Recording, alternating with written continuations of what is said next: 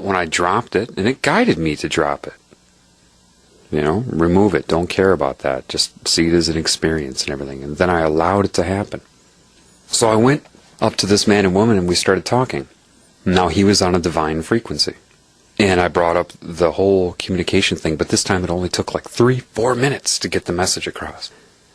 Hey, you ever notice how life speaks to you? You know, if you think of the terms of, yes, we all are having our conscious conversation right now, but you know that there's a larger mind that guides all of us, like you sustain your body. And I went through the whole thing in like 2 minutes. And the guy was like, uh-huh. As if he already knew.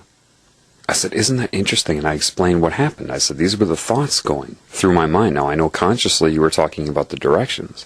Let me explain how that was coordinated. And then I saw the chocolate bar with divine on it because I've been talking about the path to the creative spirit and everything. And I said, have you ever noticed that? He said, yes.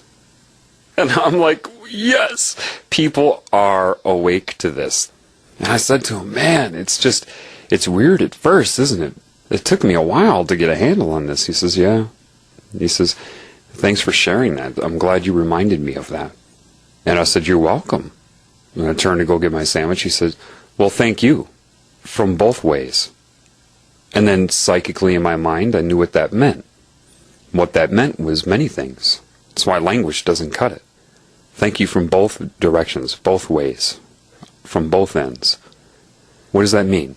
What did it mean in that moment? Just like when I tell you that a deer can mean many things doing the same thing, depending. What did that mean? That the truth, divine truth, the pure truth, will be seen as truth from both sides of this binary state of good and bad. If it is true, both sides will have to agree that it's true. That's what that meant. And also, even though I appeared to say that to him and remind him, he also played a role in reminding me, coordinated by the Spirit. And he understood that. And he let me know he understood that. So I'm being led to people now that know what I know, at least on some level, or if I tell them, they get it in a matter of minutes. They know it. They're starting to figure this out. You understand? And because it's your collective reality. You're part of something larger. And your state will dictate your experience in it. So if I'm worrying about the demonic focus on me, then my will is placed there and I give it energy. If I just relax and allow the Creator to do what it does, then it does it. And there I got to assist people, and then it put in my head as I went out of the store, see, when you gave that lady directions, it feels good to help people, doesn't it? Even something that small. That's when you feel the best. Take note of how you feel right now. What just happened? What it was like when I was expressing this with that person and explaining it and having him understand it was like the inverse to an orgasm. An orgasm is the draining of your creative essence. This is like the infusion of it, God filling your cup. And it happens as quickly. It's like these divine moments of knowledge are like the opposite to an orgasm, but the same frequency. Instead of discharging, you're charging. And it made me take notice of that. So do you see how you feel right now? After an orgasm, you're drained. Now how do you feel? You feel alive, don't you? That charged you, didn't it? Interacting and speaking to people as them, as another part of you. At first I was looking at that guy before I talked to him like, he's kind of weird. He could be someone that will try to antagonize me. And then it said, see? You see? Now do you get it? And so I'm driving. And I was thinking, and I came to a four-way stop. And I'm thinking, that really was divine repairing of that situation. All of a sudden this girl in a car opposite of my direction at the four-way stop, you know, directly across from me, suddenly just reaches up and touches her nose.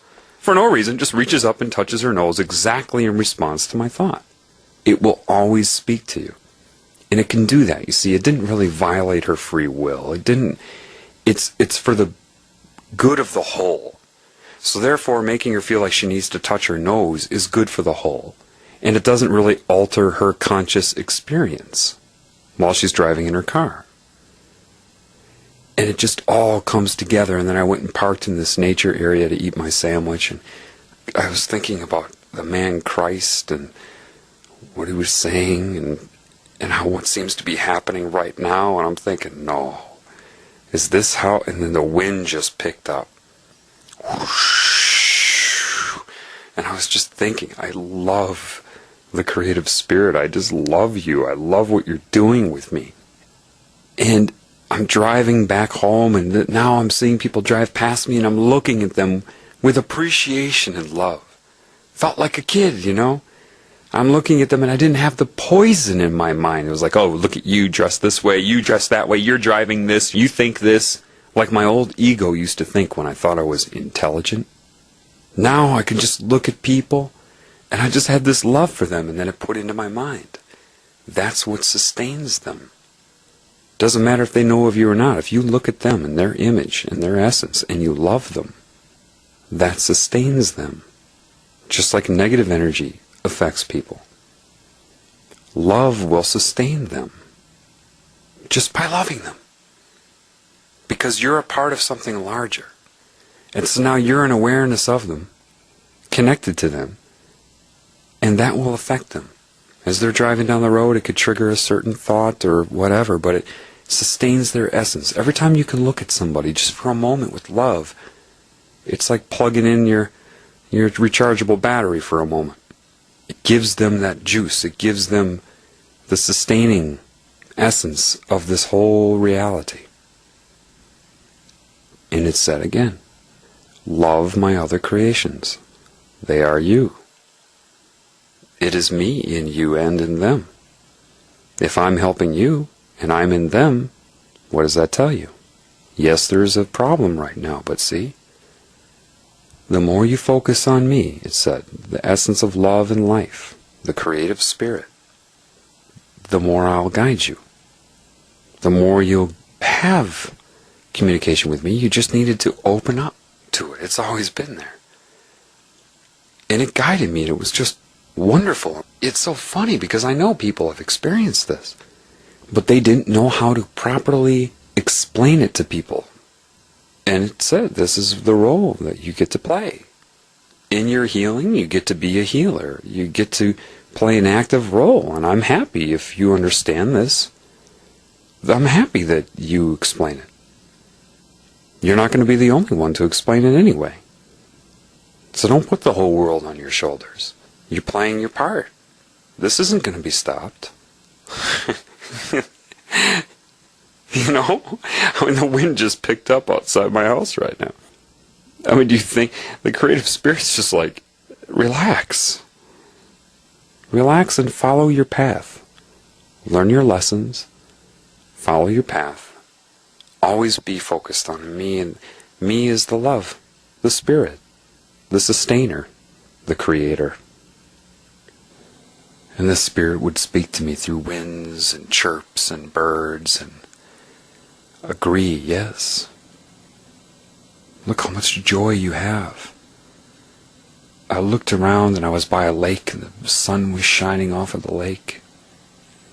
And it kind of said, through life, for you. All the people and animals, for you. And to them, you would be part of what I would say to them, for you. You are for everybody and they are for you. You are for everything and it is for you. Appreciate it. So I was walking around slowly, just, you're not alone, you're so not alone. When you open up like this, you are so not alone. I went and there was this little bridge, about a 8-foot bridge just over this little groove that had water in it because the snow was melting, and there were these 2 ducks there.